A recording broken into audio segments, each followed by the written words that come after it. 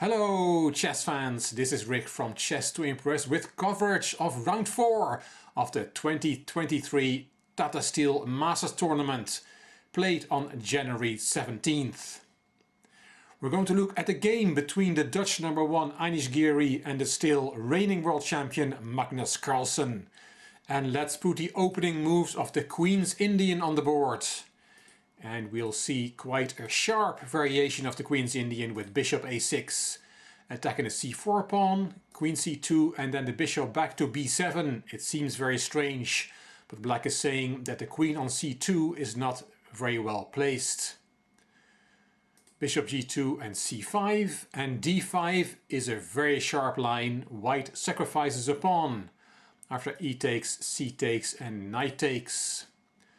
Giri castled. Bishop e7 from Carlsen, rook to the center, and knight c6. Is that not a blunder? Can you not take that knight on d5? Yes, you can, but after knight b4, it is a good variation for black, because he's going to win the rook on d5 and thus win an exchange. So you cannot take on d5. Queen f5 was played. The other variation is queen a4. Knight f6, e4, d6 and e5 attacking the knight, and queen d7 as an intermediate move, not saving the knight but offering a trade of queens. The queen on f5 is unprotected. So queen takes, and now you can recapture with that knight that was attacked. E takes d6, winning the pawn back, and bishop f6. Rook e1 check, and the king has to play. No castling for black in this game. Knight c3 and knight b4. And here Giri played knight e5. That knight is hanging there, but white also attacks the bishop on b7. Bishop g5 is another move in this position instead of knight e5, and this was played by Carlsen himself against the Swiss Grandmaster Yannick Pelletier in Biel in Switzerland 15 years ago. But Giri chose, as said, for knight e5. You cannot take on g2, because then there is knight takes d7 check. The king has to go to g8, and then you can also first ruin the pawn structure with check and then take on g2, and white is a piece up. So after knight e5, Carlsen did not take on g2, he took on e5. Bishop takes b7, gaining the bishop pair for white, rook d8 and rook d1. Knight c4 from Carlsen, played after 16 minutes of thought, and d6, d7. It's time to take stock. Materials equal. Pawn d7 looks very dangerous, but it can also be a weakness. White has the two bishops in an open position, and the main thing that sticks out in this position is the rook on h8, which is not playing, and it's not immediately clear how that rook can join the game. It was around this time that the Grandmaster commentators that I followed online mentioned that they thought that Carlsen had taken this game too lightly, that he did not give Giri's setup enough attention. As we see, Carlsen now plays his knight from b4 to d4, and this proves to be a mistake. Knight c2 was played. On his way to d4, Giri saved his rook, and the knight went to d4.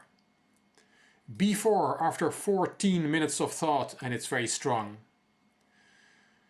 Carlsen's reply looks very logical, taking that dangerous pawn with a tempo on the bishop on b7. But here Giri played bishop d5, and suddenly black is in big trouble. Let's watch Giri make this move, look at Carlsen not once but twice, knowing that he has dealt a big blow. And then let's listen to the Grandmaster commentators from Chess24, Peter Svietler and David Howell, who also realized something had gone very wrong for black, but they couldn't put their finger on what exactly at the time this game was played.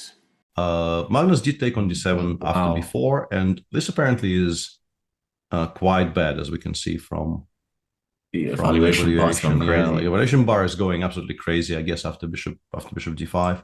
It's play along the b file connected with also bishop a3. It all happens so much faster. I mean, bishop a3 looks like lights out almost immediately. It looks like you kind of resign, actually. I don't know how to continue. The fact that white very simply has more pieces in play Yeah. assumes absolutely decisive importance. Yeah, and we can see Magnus really suffering now. I think he's starting to realize bishop d5 was super strong. It's just damage Yeah. limitation, but we're struggling to see a way. Yeah, I'm not sure what you do. Yeah, I think he took this a little bit too lightly. Mhm. Yeah, I'm not even sure exactly where he went wrong because b4 already looked very strong when it was played. Back to the game. Carlsen went in the tank and he came after 29 minutes of thought up with knight d6. But things are already really bad for black. B takes c5, b takes c5 and bishop a3 attacking the c5 pawn. And king e7, Carlsen gives up on c5 to be able to activate his rook on h8. Giri took. Material equality is restored, but all white's pieces are better than their counterparts. It's already a total disaster for black. The engine giving white an advantage of +4 here.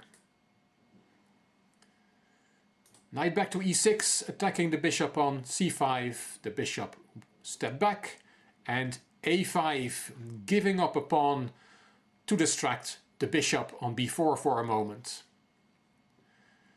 Giri said afterwards that Carlsen missed a chance here. Instead of a5 giving up on that pawn, he should have taken on c3. And after bishop takes, there is knight f5, and black can still fight with the knight pair against the bishop pair. Black is really up against it, but this is better than the game. As mentioned in the game, Carlsen gave up on the a pawn. Giri took it, and he said afterwards that here he felt he was clearly winning. Finally, that rook on h8 comes into the game. Knight a4, knight c4, attacking the bishop on a5, and rook b to c1, pinning the knight so it cannot take on a5 because the rook on c8 is unprotected. Like this. Carlsen did not take on a5, he played bishop e5. Bishop b4 check, king f6 and knight c5. Giri said after the game that he almost blundered, and he did not mention exactly when, but it could have been here. He said he almost played king g2, claiming that black has no moves. But then there is knight e3 check, a cheapo, said Giri, forking king and rook, so you have to take it.